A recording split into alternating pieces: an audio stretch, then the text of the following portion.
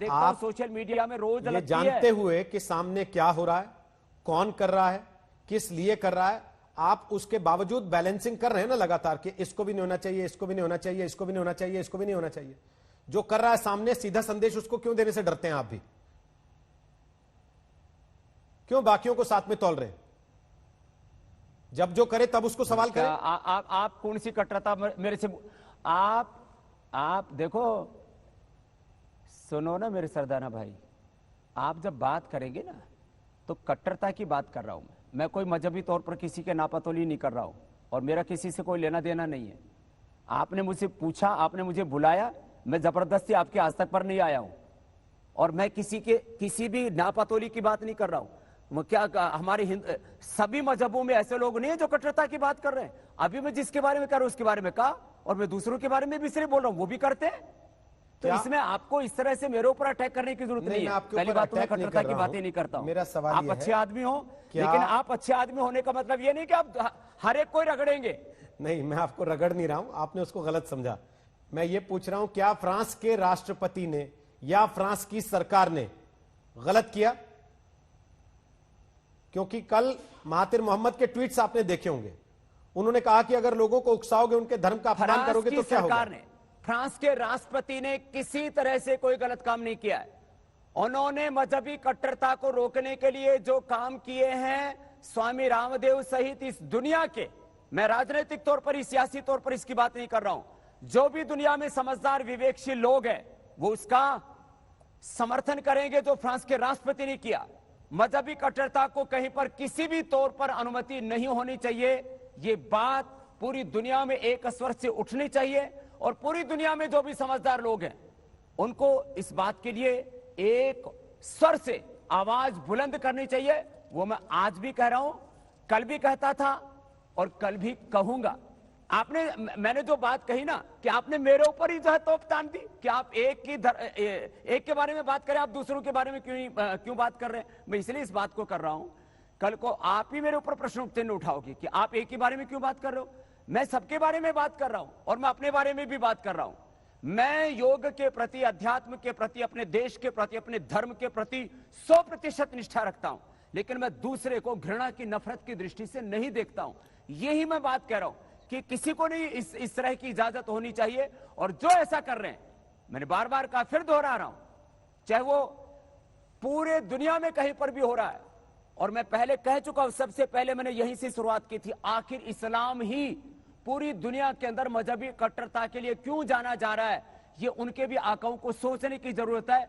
नहीं तो ऐसा ना हो कि कुछ वर्षों के बाद लोग इस्लाम को मजहबी आतंकवाद से और ज्यादा जोड़ने लगे, जैसे पहले भी जोड़ा गया। लेकिन मैं ऐसा नहीं मानता हूं कि सारी दुनिया के मुसलमान आतंकवादी होते हैं, मैं कभी नहीं कहता हूं इस बात को। आपको क्या लेकिन लगता है? मैं कभी यह भी नहीं कहता हूं कि सारे मुसलमान कट्टरवादी होते हैं, फ्रांस की लड़ाई आतंकवादी होते हैं। इस्लाम के खिलाफ है या आतंकवाद के खिलाफ?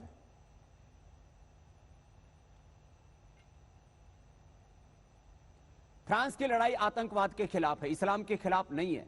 लेकिन इस्लामिक कट्टरता को जिस तरह से उन्होंने झेला और इस इस्लामिक कट्टरता को अनेक दुनिया के और देशों ने भी झेला है और झेल रहे हैं, उसके ऊपर अंकुश लगना चाहिए। क्या पूरी दुनिया में कहीं पर ऐसा सुना कि किसी भी देश ने यह कहा कि हम मजहबी तौर पर अपने देश में यह कानून लागू करेंगे? हमने तो नहीं कहा कि हिंदुस्तान में हम मनुस्मृति लागू करेंगे। हमने तो नहीं कहा कि हम हिंदुस्तान के अंदर जो है वेद का विधान लागू करेंगे, संविधान लागू को नहीं मानेंगे। बहुत से लोग कहते हैं हम तो केवल शरीयत ही मानेंगे। अब पूरी दुनिया बदल चुकी है भाई। शरीयत एक, आपके जो मजहबी ग्रंथ हैं, किताबें हैं, उनमें जो धार्मिक तौर पर अच्छी बातें, इंसानियत के तौर पर अच्छी बातें, उनको मानिए। लेकिन राजनीतिक तौर पर पूरी दुनिया में जो कानून बनते हैं वो सत्य न्याय के आधार पर बनते हैं, उसी आधार पर पूरी दुनिया चलेगी। किसी भी मजहबी तौर पर दुनिया नहीं चलाई जा सकती। ठीक है, कुछ देशों में लागू कर रखी है, वो उनकी मर्जी है, हम किसी देश के ऊपर अपनी मर्जी नहीं थोप सकते। लेकिन मजहबी तौर पर कट्टरता को कभी भी स्वीकार नहीं किया जा सकता और इसके लिए पूरी दुनिया के समझदार लोगों को लामबंद होना पड़ेगा। आप सोशल मीडिया पर एक्टिव रहते हैं, मुझे यकीन है आपने कल मलेशिया के पूर्व प्रधानमंत्री महातिर मोहम्मद के ट्वीट देखे होंगे, जिनमें से एक दो ट्वीट को मजबूरी में आखिरकार दबाव पड़ने के बाद चारों तरफ से ट्विटर को डिलीट भी करना पड़ा, क्योंकि उन्होंने कहा कि मुस्लिमों को अधिकार है फ्रेंच को मारने का। अगर बड़े बड़े नेता, बड़े बड़े ओहदों पर बैठे हुए लोग इस तरीके की बातें करेंगे तो फिर कट्टरता, आतंकवाद, मजहब, इनके भीतर जो लकीरें हैं जो इनको अलग करती हैं एक दूसरे से, वो कहां बचेंगी?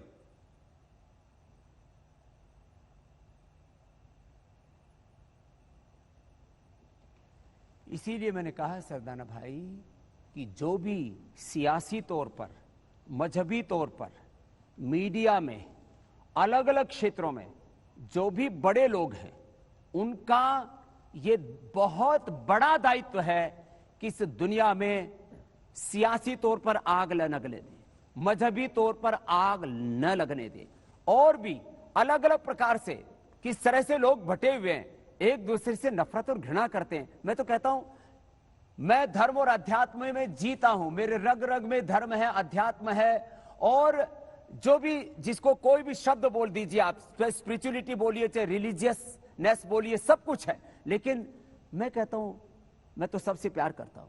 और कोई भी दुनिया का मत, पंथ, संप्रदाय, उसके मूल में जाकर के देखेंगे, लोगों ने उनकी देखो व्याख्याएं अपने अपने, मैंने कहा ना, फायदे के लिए क्या कर रखे हैं, मैं उसके ऊपर नहीं जा रहा हूं। ये एक बात तो माननी पड़ेगी पूरी दुनिया में, चाहे आप उनको स्पिरिचुअल वैल्यूज कह लो, चाहे रिलीजियस वैल्यूज कह लो, चाहे मोरल वैल्यूज कह लो, हमें उनको तय करना पड़ेगा कि इनके खिलाफ जो भी बोलेगा उसको पूरी दुनिया को बहिष्कार करना चाहिए। और ये जब तक बात नहीं आएगी कि जो हिंसा की बात करेगा, जो नफरत की बात करेगा, जो किसी भी तौर पर बोले, हमारे यहां पर तो मजहबी तौर पर ये ठीक है कि कोई भी ऐसे अभिव्यक्ति की आजादी के नाम पर कोई ऐसी बात करेगा तो हम तो उसका सरेआम कत्लेआम करेंगे, ये ऐसे जो कहने वाले हैं, ये सारे के सारे मानवता के दुश्मन हैं।